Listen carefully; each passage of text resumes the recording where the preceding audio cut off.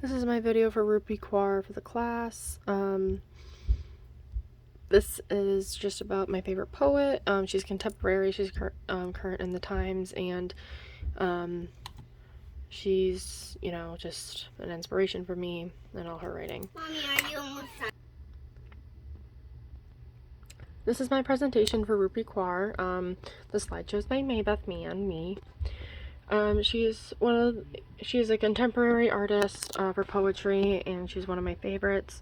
She's truly an inspiration for myself, as she is motivational in some ways, and mostly she just has a lot of healing poetry.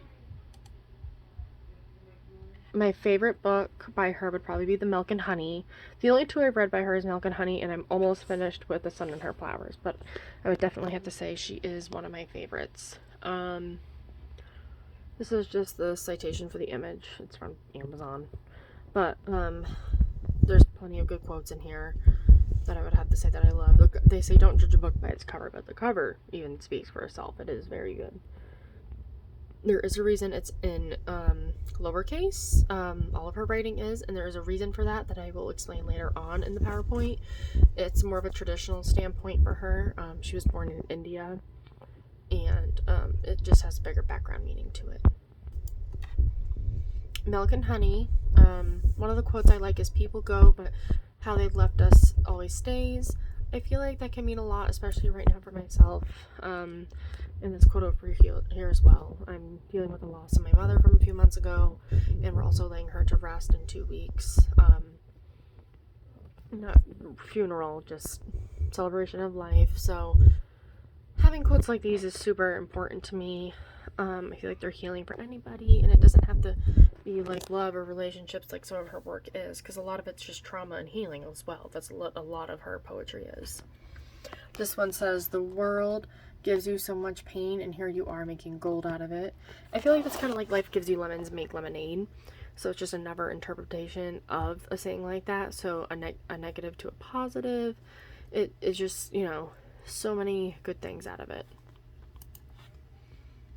About Rupi writes in her mother tongue, which is the lowercase. So I did that as well in this PowerPoint, just as a representation of her.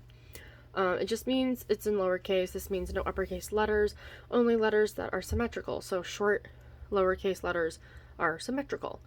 Up and down is not symmetrical. So that's why in that Punjabi, I believe it's called, that's how they do it. She did not know how to write poetry with uppercase yet. She only knew it in her mother tongue, but did not know how to do it in poetry. So the only grammar that is used is the Grammachi writing is a period. I'm writing in the lowercase PowerPoint, as I stated, just like she does. She attended a university. I couldn't find where precisely. She also has written movies based on her work, some being The Sun and Her Flowers, as shown over here in this image. And I actually used one of these quotes later on in her in the PowerPoint about her. She was born October 4th, 1992 in India, and she grew up as an immigrant and later moved to she became an immigrant when they moved to Canada, her and her family.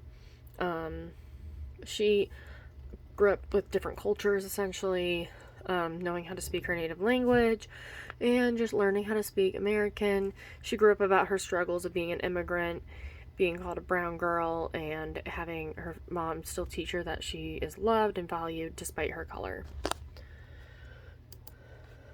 I am rushing this just due to my battery running low. Sorry about that.